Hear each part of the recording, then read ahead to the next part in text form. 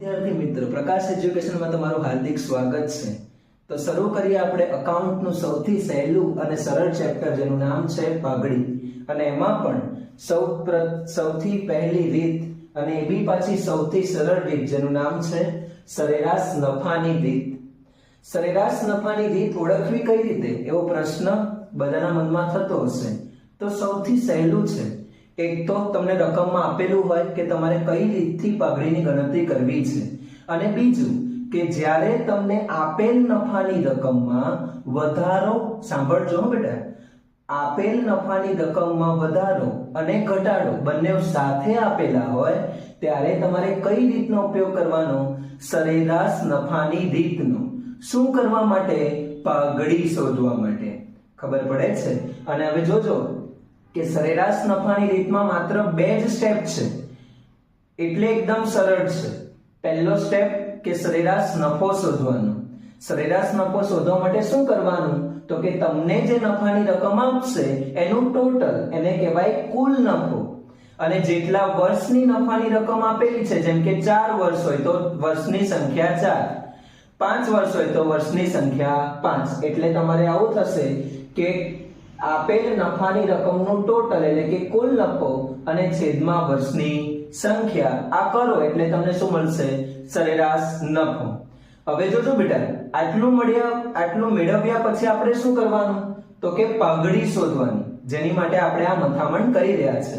તો પાઘડી શોધવા માટે શું કરવાનું? તો કે પાઘડી શોધવા માટે તમે જે આ સૂત્ર દ્વારા સરેરાશ નફો શોધ્યો છે એ સરેરાશ નફો અને એના ગુણ્યા ખરીદીના વર્ષ કરવાના। ખરીદીના વર્ષ ક્યાંથી આવશે? તો કે રકમમાં તમને આપેલું જ હશે કે ખરીદીના વર્ષ આટલા છે, 2 વર્ષ આપે, 3 વર્ષ આપે, એ આપણે સરેરાશ નફાની અંદર ગુણવાનું, એટલે તમને શું મળશે? પાઘડી। મિત્રો, તમને અત્યારે મેં જે સૌથી સરળ અને સૌથી પહેલી રીત જે સમજાવી એને લગતું એક આપણે ઉદાહરણ જોઈ લઈએ। ઉદાહરણ નંબર 1, પેજ નંબર 91, એનીમાં વર્ષ આપ્યા છે તમને 5 વર્ષ અલગ અલગ, 11 થી 12, 12 થી 13, 13 થી 14, 14 થી 15 અને 15 થી 16, અને નફાની રકમ આપી છે 2 લાખ, 2,10,000, 1,90,000, 2,15,000 અને 2,20,000। જો વિદ્યાર્થી મિત્રો, તમને આ રકમની અંદર તો કીધેલું જ છે, શું કીધેલું છે? કે તમારે કઈ પદ્ધતિથી પાઘડીની ગણતરી કરવાની છે, એટલે તમારે આમાં કોઈ બીજી વસ્તુ ચેક ના કરો તો ચાલે। હા, પણ ના આપે તો શું જોવાનું, કેવી રીતે જોવાનું? તો જોવો બોર્ડ પર શું દેખાય છે બેટા? કે 2 લાખ, 2 લાખ થી પછી શું થયું? 2,10,000, એટલે આ 10,000 એટલે શું કહેવાય? વધ્યા। 2,10,000 થી 1,90,000 થયા, એનો મતલબ કે પાછો શું થયો? ઘટાડો।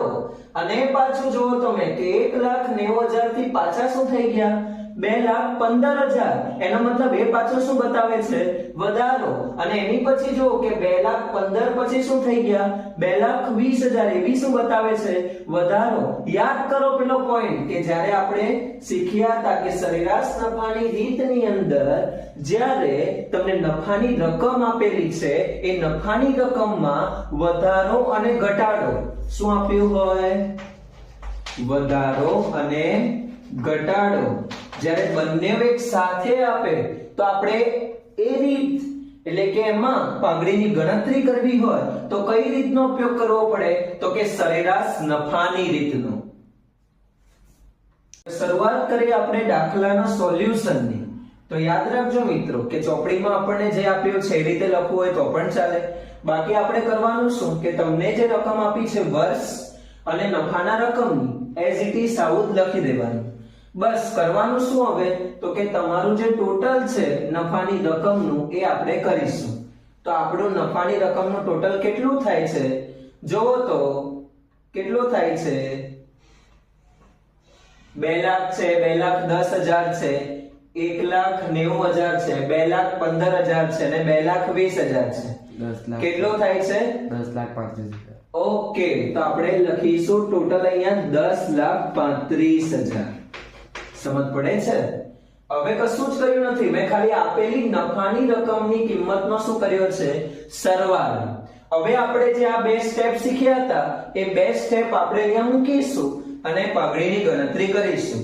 તો શરૂઆત પહેલો સ્ટેપ શું છે તો કે આપણે શીખ્યા છે કયો બેટા સરેરાશ નફો શોધવાનો. શું છે? સરેરાશ નફો શોધવાનો. તો સરેરાશ નફો કેવી રીતે શોધાય તો કે આપણી પાસે સૂત્ર આપેલું જ છે તો કે કુલ નફો અને છેદમાં વર્ષની સંખ્યા. ખબર પડે છે બેટા? હવે કુલ નફો એટલે કયો તો આપણે બહાર બીજે કઈ ફાફા મારવાની જરૂર નથી. આપણે જે નફાની રકમનું ટોટલ કર્યું છે એ જ તમારો શું કહેવાશે કુલ નફો. તો તમારો કુલ નફો બરાબર કેટલા આવશે 10,35,000. કેટલા આવશે 10,35,000. અને નીચે વર્ષની સંખ્યા એટલે પાછા એમ તમે ગોતવા બેસશો રકમની અંદર તો એમ નહીં મળે. એ તમારે અહીંયા વર્ષ કેટલા આપ્યા છે એની ગણતરી કરવી પડશે.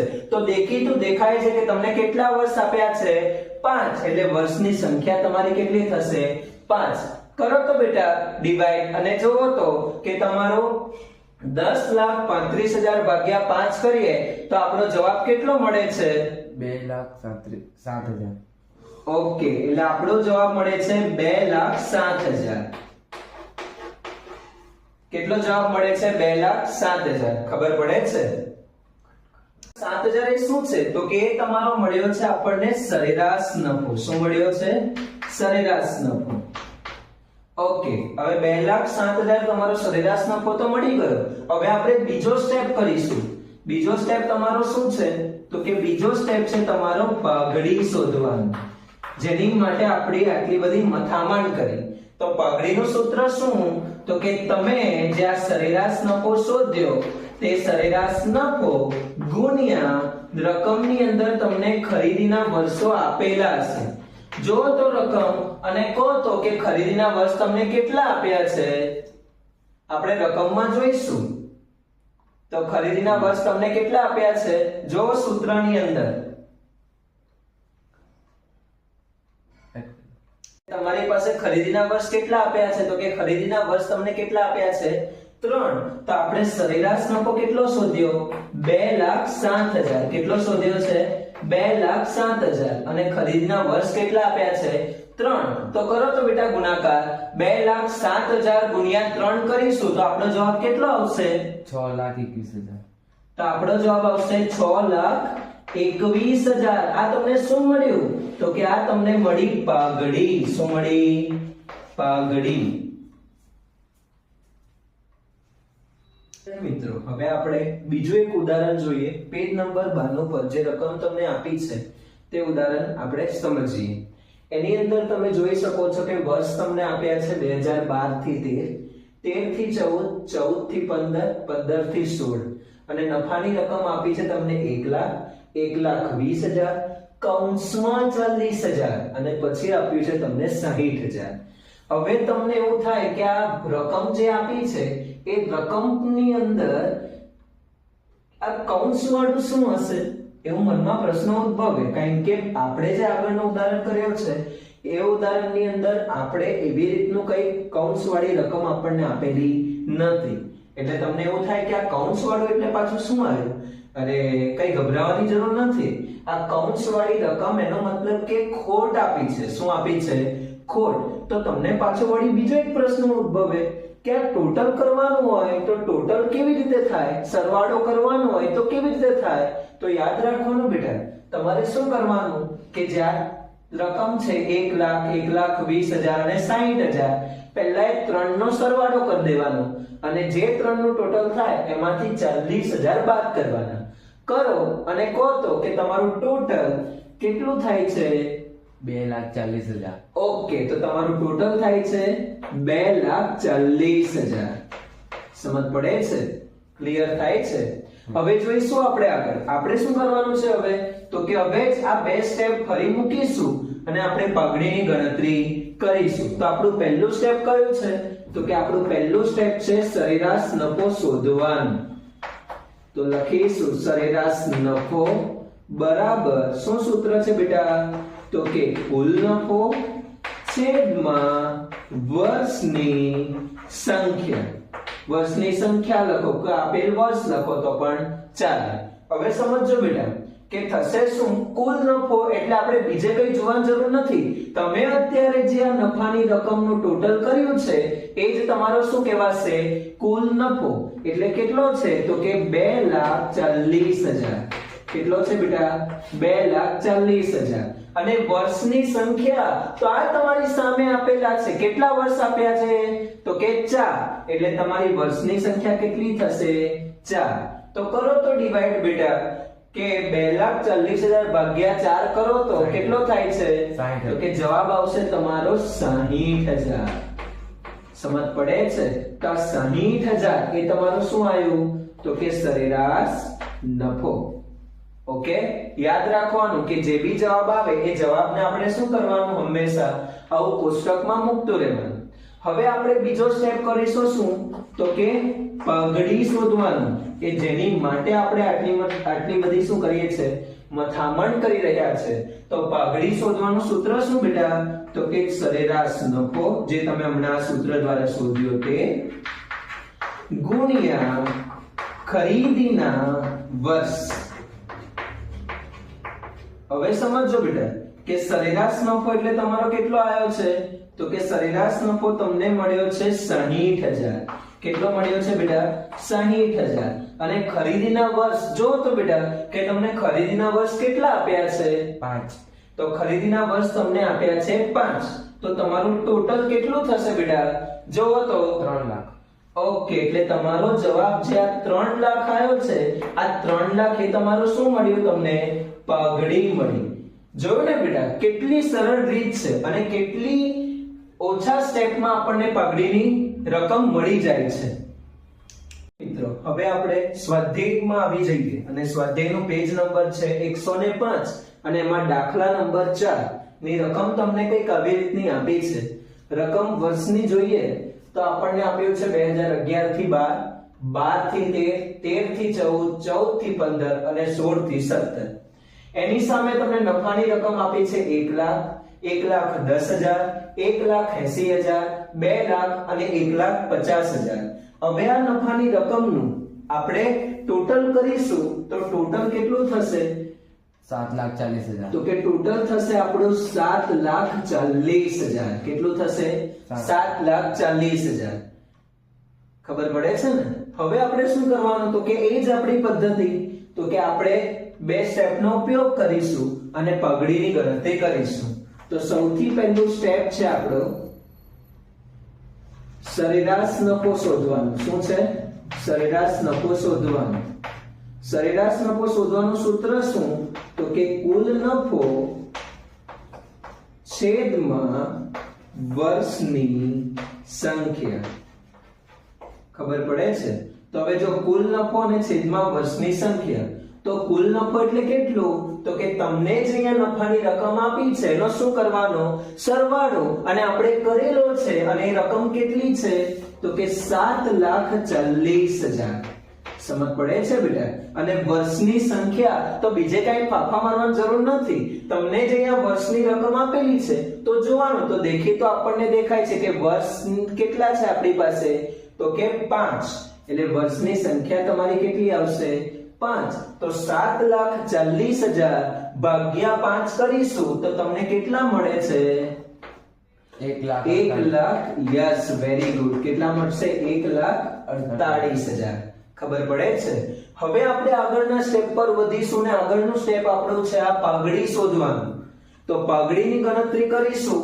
તો લખીશું આપણે એનું સૂત્ર કે પાઘડી બરાબર શું તો કે સરેરાશ નફો જે તમે અત્યારે શોધ્યો તે અને ગુણ્યા ખરીદીના વર્ષો ખરીદીના વર્ષ એવું થાય કે ક્યાં આપેલા હોય તો કે તમને રકમમાં આપેલા જ હોય અને જો નથી આપતા તો તમારે પગડીની ગણતરી તમને પૂછે નહીં હવે સરેરાશ નફો એ કેટલો છે તો કે સરેરાશ નફો તમારો છે 1,48,000 કેટલા આપ્યા છે બેટા 1,48,000 અને ખરીદીના વર્ષ તમને કેટલા આપ્યા છે કેટલા આપ્યા છે 4 વર્ષ ઓકે એટલે ખરીદીના વર્ષ તમને આપ્યા છે 4 તો કરો તો 1,48,000 ગુણ્યા 4 કેટલા આવશે 5,92,000 વેરી ગુડ કેટલા આવશે બેટા 5,92,000 તો આ 5,92,000 એ શું આવે છે તો કે 5,92,000 તમને મળશે પાઘડી. શું મળશે?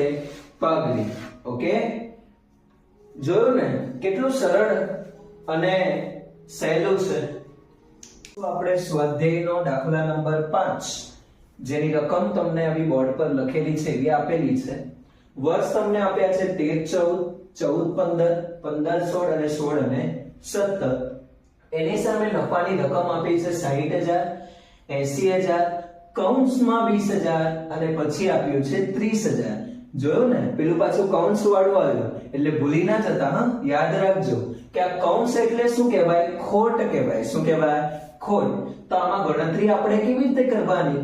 સૌથી સરળ સમજો કે તમને આ 60,000 આપ્યા છે, 60,000, 80,000 અને 30,000 ત્રણનો સરવાળો કરવાનો એટલે ટોટલ તમારું કેટલું થશે? 1,70,000 અને એમાંથી આ કૌંસના જે 20,000 છે શું કરવાના? બાદ. એટલે તમને ટોટલ કેટલું મળશે બેટા? 1,50,000. કેટલું મળશે? 1,50,000. ખબર પડે છે ને? હવે આપણે શું કરવાનું? સેમ એ જ કે આપણે અહીંયા પાઘડી ગણવાની છે. કઈ રીતે? સરેરાશ નફાની રીતે. તો આપણે એ જ પહેલા સ્ટેપ કરીશું 2. તો પહેલો સ્ટેપ કયો? તો કે સરેરાશ નફો શોધવાનો. તો લખીશું સરેરાશ નફો બરાબર શું સૂત્ર છે બધાના મનમાં હવે યાદ રહી ગયું હશે? કુલ નફો છેદમાં વર્ષની સંખ્યા. હવે જોજો કે કુલ નફો અને છેદમાં વર્ષની સંખ્યા. તો કુલ નફો એટલે ક્યાં? બીજે કાંઈ જોવાની જરૂર નથી. તમે જે આ સરવાળો કર્યો છે નફાની રકમનો એ ટોટલ એ જ તમારો શું ગણાય? કુલ નફો. એટલે એ આવશે 1,50,000 અને એના છેદમાં શું આવશે? વર્ષની સંખ્યા. વર્ષ કેટલા આપ્યા છે? દેખાય છે કે અહીં તમને કેટલા વર્ષ આપ્યા છે? 4. એટલે વર્ષની સંખ્યા કેટલી ગણાશે? 4. હવે કરવાનું શું? તો કે ભાગાકાર 1,50,000 ભાગ્યા 4 કરો તો તમને કેટલા મળશે? જો તો 37,500. એટલે તમને મળશે વેરી ગુડ 37,500. હવે જોઈએ આપણે નેક્સ્ટ સ્ટેપ કયો છે? તો કે પાઘડીની ગણતરી કરવાની. તો પાઘડી બરાબર શું? તો કે પાઘડીનું સૂત્ર શું છે? તો કે તમે જે અત્યારે સરેરાશ નફો શોધ્યો તે સરેરાશ નફો ગુણ્યા ખરીદીના વર્ષ. ઓકે, તો ચલો હવે સરેરાશ નફો. તો સરેરાશ નફો એટલે તમારો કયો? તો કે તમે જે આ 37,500 મેળવ્યા છે તે. તો લેવાનું 37,500 ગુણ્યા ખરીદીના વર્ષ. આ ક્યાંથી મળે? તો કે તમને જો તમારી રકમની અંદર રકમમાં તમને આપેલા હશે. કેટલા આપ્યા છે ખરીદીના વર્ષો? 5. જોવો તો કે આપ્યા છે તમને ખરીદીના વર્ષો 5. તો આપણે લખીશું અહીંયા 5. કરો તો બેટા 37,500 ગુણ્યા 5 તો કેટલા આવે છે? 1,87,500. Very good. તમારો જવાબ આવશે 1,87,500. એટલે આ તમારું શું છે? પાઘડી. શું છે? પાઘડી. જો તમને આજના વિડિયો ગમ્યા હોય તો લાઈક અને સબસ્ક્રાઇબ કરવાનું ભૂલતા નહીં.